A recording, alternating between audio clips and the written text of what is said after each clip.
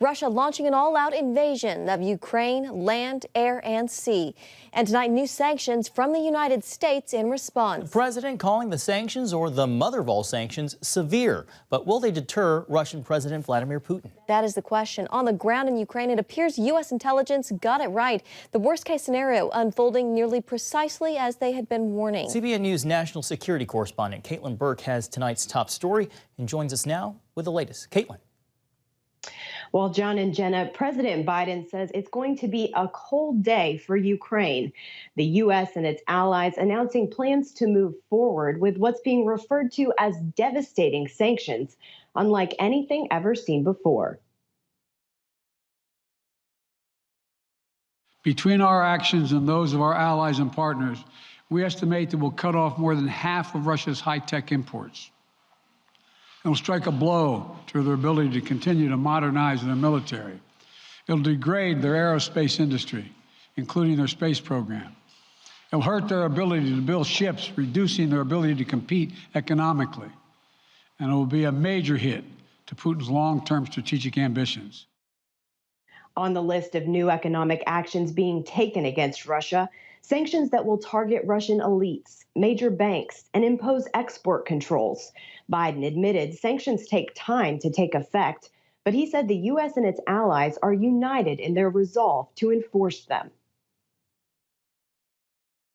Putin is the aggressor. Putin chose this war, and now he and his country will bear the consequences. And stressed that U.S. forces will not engage in combat with Russia in Ukraine. However, he did authorize the deployment of an additional 7,000 service members to Germany and says the U.S. will defend every inch of NATO territory with the full force of American power. John and Jenna. All right, Caitlin Burke, thank you very much. And joining us now from Lviv, Ukraine, CBN News senior international correspondent George Thomas. George, more sanctions today from the United States. I'd like to get your thoughts first on these new sanctions and the president's speech today.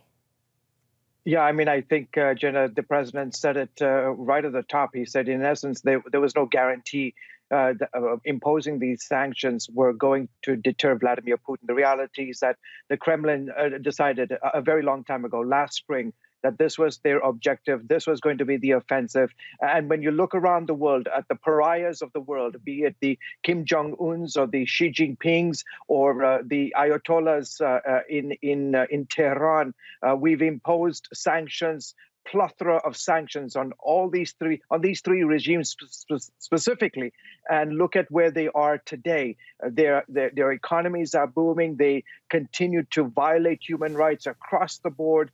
They do all kinds of nefarious things, and yet we continue to sanction them to the hilt, and yet it doesn't make a difference. And in the calculation for Vladimir Putin, he cushioned himself. He spent the last 8 years, in essence, building his savings account for such a time as this. That is for sure. They were definitely fortifying their resources. George, Putin said his goal is the demilitarization, and he used a chilling word here, the denazification of Ukraine. I know that you've been in Lviv for the past several days, long seen as a safe haven for people in other parts of the country to flee. George, what's the mood there now, and how are people bracing in what appears to be Putin's design for a complete takeover of Ukraine? Yeah, perhaps Vladimir Putin forgot that the president of Ukraine, President Zelensky, is Jewish.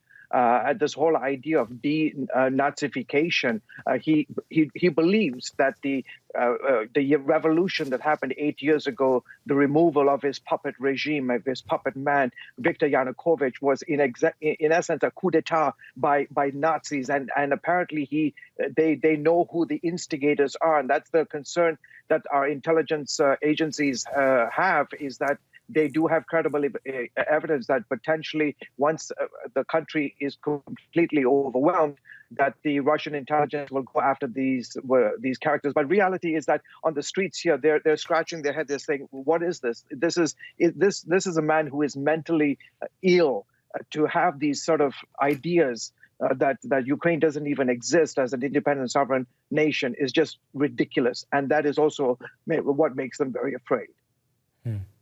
Yeah, there's been a lot of analysis, people saying that, people who've watched Putin for a long time saying something in him has changed. His actions have really united the West against the Kremlin politically, diplomatically, and economically, George. Are we in a new Cold War?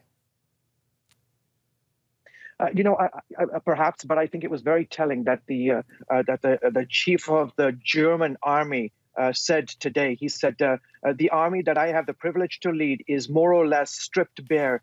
The options that we can offer politicians to support the alliance are extremely limited. The reality is Vladimir Putin realized how much oil the rest of Europe sucks from him and gets and needs desperately. He knew that NATO would not respond to Ukraine in this position. So he took advantage of the weakness this entire global structure security alliance has provided him, and in the process, he's has his sights set on taking over the entire country.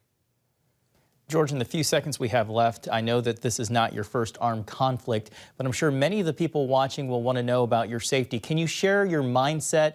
And I know you specifically last night were asking people to pray for as the first reports of shelling started. Yeah, I mean, one of the things that for 25 years working at CBN News, one of the things that I ask the Lord all the time is that if he sees it fit, that he would put me ahead of his wave, ahead of his move around the world. The war. This is a different kind of warfare, and we appreciate your prayers, not just for me, but for the nation of Ukraine as well. All right, CBN Senior International Correspondent George Thomas, thank you so much for your reporting and stay safe. Thank you, George.